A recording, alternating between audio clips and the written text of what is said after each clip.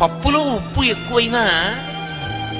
ఎంతో కష్టపడి వేసి బాగుందా బాగుందా బాగుందా అని పొంగిపోతూ వడ్డించిన భార్య ఉప్పు 2 మేట్లు వేసేసానని చూసుకోకపోతే అంతా తినేసి ఆవిడ తింటున్నప్పుడు,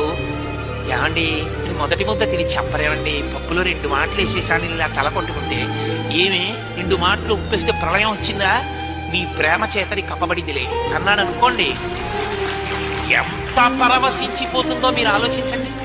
ఎంత పొంగిపోతుందో.